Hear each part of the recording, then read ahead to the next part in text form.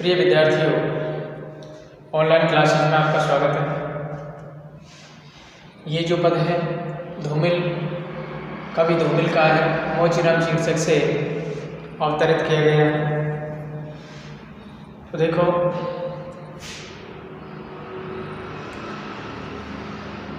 इसमें क्या है, पहले मैं बता देता हूँ कि इसमें मोचीराम के माध्यम से समाज के दूसरे अर्थात धनी वर्ग से संबंधित व्यक्तियों की मानसिकता और उनकी तहजीब को उद्घाटित किया गया है।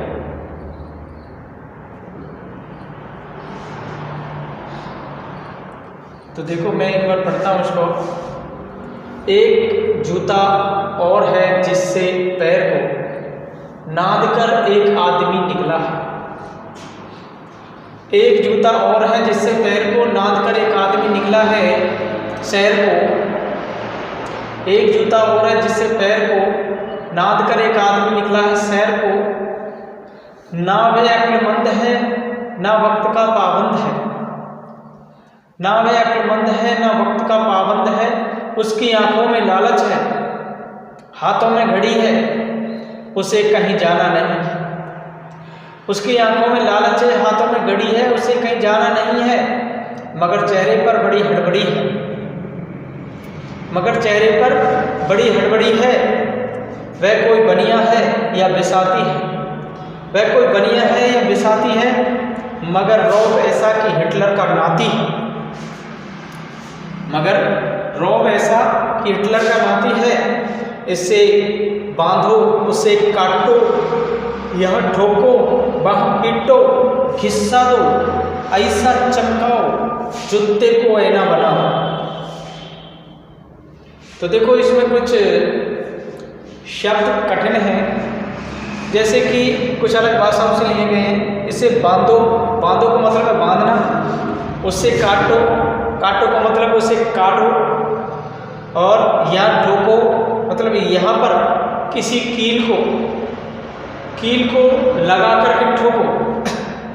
वहाँ पीटो, पीटो का मतलब पीटना। घिस्सा दो, वहाँ घिसना। और ऐना का मतलब होता है किसी दर्पण चमकाना। तो देखो, मैं इस पद को अभी इसका अर्थ करता हूँ। एक जूता और है जिससे पैर को नाद कर एक आदमी निकला है शहर को। ना वह अक्लमंद है ना वक्त का पाबंद है। उसकी आंखों में लालच है, हाथों में घड़ी है, उसे कहीं जाना नहीं है। तो देखो, प्रस्तुत अवतरण कवि धूमिल द्वारा रचित मोचीराम कविता शीर्षक से लिया गया है।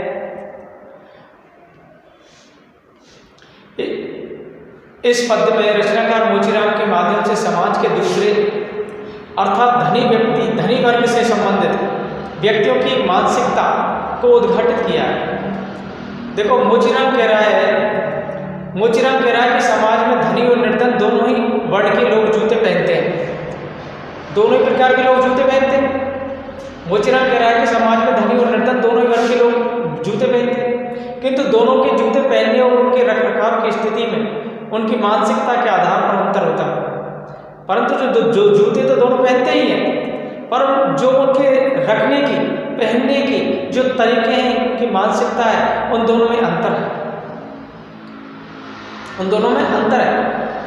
मोचीराम धनी वर्ग के जूतों के प्रति दृष्टिकोण को व्यक्त करता हुआ कहता है कि एक अन्य वर्ग के आदमी के पैर का जूता भी मैं ठीक करता हूँ। वह व्यक्ति जब सैर पर निकलता है तो जूते में जबरदस्ती पैर घुसाता है। जब सैर पर निकलता है तो जूते में जबरदस्ती पैर घुसाता है, अर्थात उसका अहंकार पैर के रूप में उसके जूते में नहीं समाता है। उसका जो अहंकार है वो पैर के रूप में उसके जूते में नहीं समाता है। मतलब उस पैर को एक घमंड का रूप दे दिया है, अहंकार का रूप दे दिया है। मेरी निगाह में बाबूजी वह आदमी ना तो बुद्धिमान है और ना ही समय का पाबंद है। वो आदमी ना तो बुद्धिमान ही है और ना ही समय का पाबंद है। यद्यपि उसके हाथ में घड़ी बंधी होती है, उसके हाथ में घड़ी बंधी होती है, उसे कहीं जाना नहीं है और उसके हाथ में घड़ी बंधी रहती है और उसे कहीं कहीं पर जाना नहीं है। मगर चेहरे पर वही हड़बड़ी है, वह कोई बनिया है या बिसाती है, मगर रौब ऐसा हिटलर का नाती है। इसे बांधो, उसे काटो, या ठोको और पीटो, किस्सा दो, ऐसा चमकाओ, जूते को है ना बनाओ। यद्यपि उसके हाथ में घड़ी बंधी होती है, मुझे तो उसकी आंखों में लालच ही लालच भरा दिखाई देता है, लालच दिखाई देता है। जीवन में किसी दृष्टिकोण से बनकर उसकी कोई गति नहीं दिखाई नहीं देती है। यद्यपि वह चलता फिरता है, उसे ना कहीं जाना है ना आना है, अर्थात कोई काम ना होने पर भी उसके चेहरे पर बड़ी जल्दीबाजी से झांकती रहती है। उसको कोई काम नहीं है, फिर भी जल्दीबाजी झांकती रहती है। बिसाती की दुकान चलाने वाला दुकानदार ऐसी मानसिकता और आचरण करने पर वह रौब ऐसे झड़ता है। देखो, वह व्यक्ति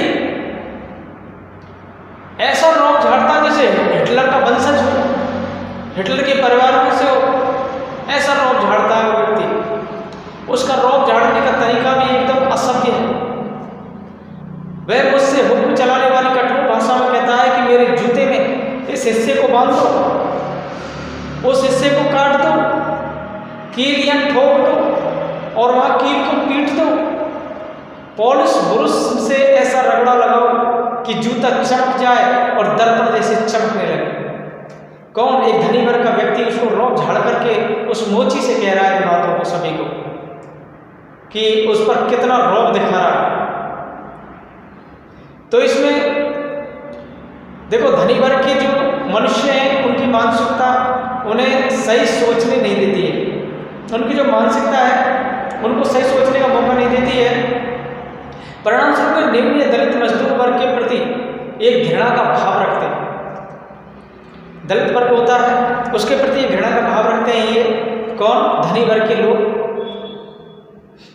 देखो, इसकी जो शब्दावली है वो बहुत ही सरल है, भाषा भी भावों के अनुकूल है। देखो बच्चों, ये नेक्स्ट पद है। मैं इस नेक्स्ट पद को पढ़ करके बता देता हूं। ओ बड़ी गर्मी है, रूमाल से हवा। ओ बड़ी गर्मी है, रूमाल से हवा करता है, मौसम के नाम पर विसूरता है।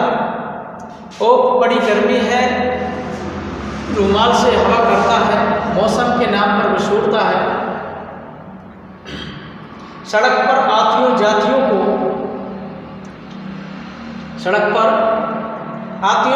को बानर की तरह घूरता है। गरज यह कि घंटे भर खटवाता है, मगर नाम देते वक्त साफ नट जाता है।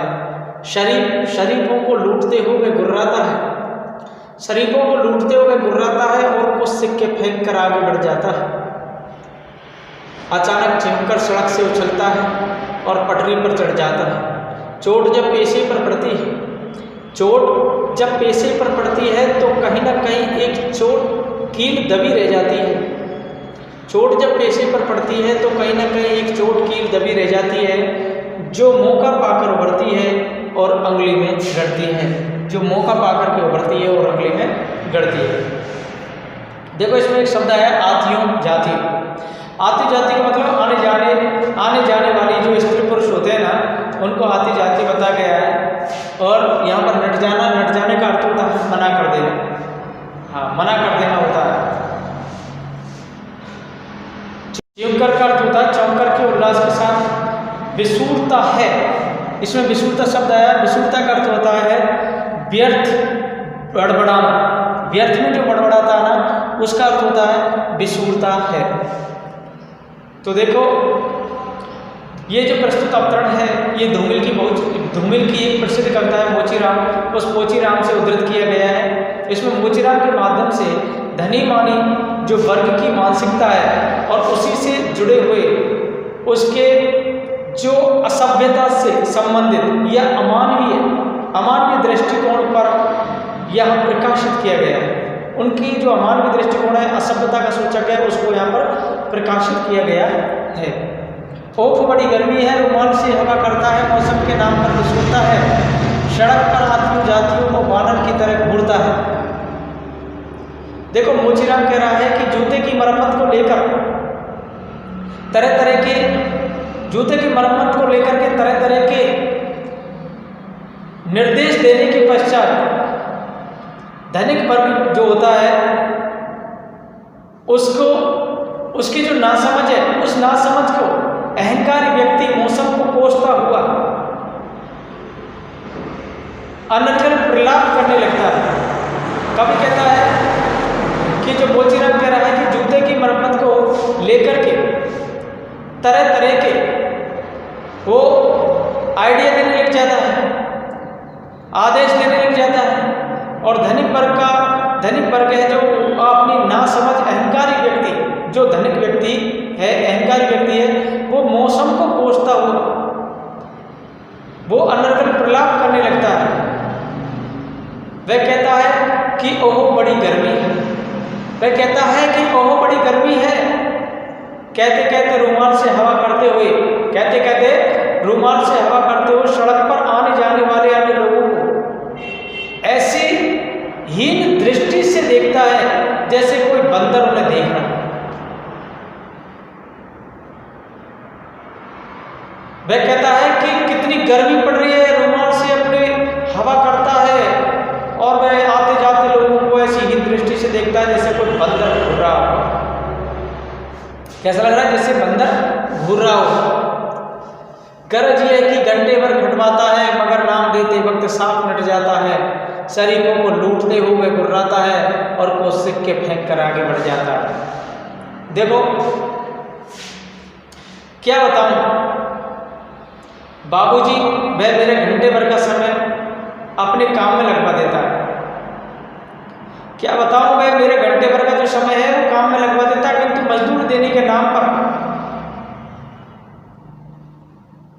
मजदूरी देने के नाम पर आनाकानी करने लग जाता है, मुकरता है और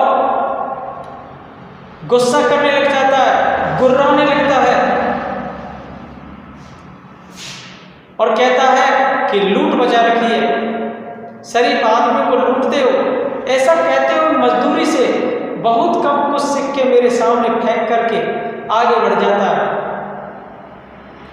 थोड़े से सिक्के फेंक करके और आगे बढ़ जाता है। और देखते देखते भी सड़क पर चलता हुआ उछल करके पटरी पर चलने लगता है। अचानक चिपकर सड़क से उछलता है और पटरी पर चढ़ जाता है। चोट जब पैसे पर पड़ती है तो कहीं ना कहीं एक चोर कील दबी रह जाती है जो मौका पाकर उभरती है और अंगुली में गड़ती है। कभी कहते हैं कि जो वह व्यक्ति है जो जूते की मरम्मत करके गया, जो धनी वर्ग है, वह धनी वर्ग वह सड़क पर उछलता हुआ पटरी पर चलने लगता है। बाबूजी मजदूर के लिए जब चोट उसके पैसे या मजदूर पर पड़ती है तो उसके सीने पर कहीं ना कहीं कोई कील चुभती है, तो उसकी कसक आहे कि कोई कमी आहे कि कोई ना कोई चोर कील जूते में बिना ठुकी हुई रह जाती है। जैसे ही वो आदमी, जैसे उस धनी वर्ग ने उसके साथ व्यवहार किया है तो उसके जूते में एक कील है जो बिना ठुकी रह जाती है और मौका पाते ही वह उभर आती है। वो कील है उसके जूते के अंदर और पूरी मजदूरी ना देने वाले की उंगली में वह चुभने लगती है। वो कील उसकी आहे की कील उस मजदूर वर्ग की जिसके लिए पूरा पैसा नहीं दिया और अहंकार के साथ, घमंड के साथ उस पर काम करा रहा है, उसके लिए आदेश दे रहा है, तो उसकी आहे की जो कील है वो क्या है कि उसके हृदय में चुभने लगती है। जिस प्रकार जूते में उभरी हुई कील चुभती है उसी प्रकार उसके आहे की जो कील है वो उसके हृदय में चुभने लगती है। कवि ने मोचीराम के माध्यम से मजदूर वर्ग के व्यक्ति की स्थिति और नियम पूरी करुणाशीलता के साथ उभारा गया है। देखो इसमें धनी वर्ग की मानसिकता का वर्णन किया गया है, क्योंकि धनी वर्ग की जो मानसिकता है वो मूल्यहीन और पतित है। और वे कहते हैं कि शरीफों को लूटते हो जैसी पंक्ति यथार्थता के लिए हुए, इसमें ये व्यंग्य छिपा हुआ है। देखो बच्चों, ये मोचीराम की कविता है। इसमें धनी वर्ग के जो अहंकार है, घमंड है, उसको इसमें दर्शाया गया है। और जो निर्धन वर्ग है उनका शोषण किया जाता है, इसी के संबंध में ये कविता लिखी गई थी। धन्यवाद।